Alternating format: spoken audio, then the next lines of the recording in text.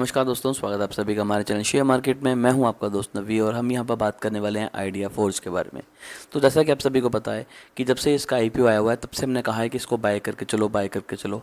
Last trading day को तकरीबन 20% का अपर सर्किट भी स्टॉक में देखने के लिए मिला। पहले बाय करने का रीज़न ये था कि लिस्टिंग गेन के लिए, दूसरा रीज़न ये था कि कंपनी के फंडामेंटल स्ट्रॉन्ग है, तीसरा रीज़न ये था कि मेड इन इंडिया का काफ़ी ज़्यादा प्रॉफिट इस कंपनी ने उठाया, चौथा रीज़न ये था कि कंपनी ड्रोन सिस्टम के अलावा काफ़ी ज़्यादा मिसाइल्स और डिफेंस सेक्टर में भी बहुत क्लोजली काम कर रही है।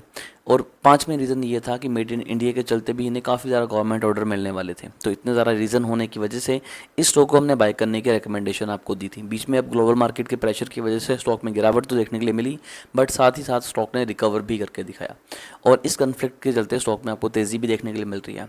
अब मैं बात करता हूँ कंपनी के रिजल्ट्स की। तो कंपनी के पुराने कुछ दिनों के अगर रिजल्ट्स देखें तो वो लगातार इंप्रूव हुए हैं। कंपनी ने अपने प्रॉफिट को काफ़ी ज़्यादा इंक्रीज़ किया है। इसी के साथ कंपनी को ऑर्डर्स के जो मिल रहे हैं, तो कंपनी की ऑर्डर बुक भी काफ़ी ज़्यादा इंप्रूव हुई है। तो अगर हम लॉन्ग रन में देखें, अगर एक एवरेज लेके भी चलें, तो कंपनी आपको बड़े प्यार से पिछले अगले 3 से 4 सालों में पैसा आपका डबल करती हुई नज़र आती है। लेकिन जो इस टाइम कन्फ्लिक्ट चला हुआ है उसके चलते ये रिटर्न आपको पिछले अगले तकरीबन 5 से 7 मंथ में भी देखने के लिए मिल सकते हैं, क्योंकि अब इंडिया को भी समझ में आ रहा है कि उनको अपने डिफेंस को स्ट्रॉन्ग करने के लिए कितना ज़्यादा डिपेंडेंसी चाहिए। अगर हम बात करें S-400 की, तो वो रशिया से हमने परचेज़ किया था, जिसकी कीमत तकरीबन तकरीबन 1.1 बिलियन US डॉलर के अराउंड थी। तो इतना ज़्यादा पैसा हमने पे किया था उनके एक S-400 के लिए। नो डाउट उसने अपना जो वर्क है वो बहुत ही अच्छे से निभाया और इंडिया को काफ़ी जगहों से बचाया भी उन्हें।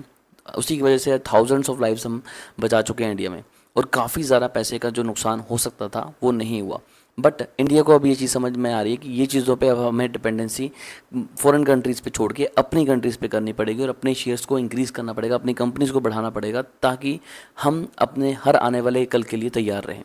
तो डेफिनेटली ये वो कंपनी है जो ये चीज़ों को हेल्प करने में बहुत ज़्यादा कैपेबल है। तो अभी हम कहते हैं कि ऐसे शेयर में इन्वेस्टमेंट करके अच्छे रिटर्न आप कमा सकते हैं।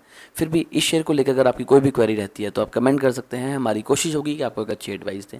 अभी के लिए दोस्तों बस इतना ही।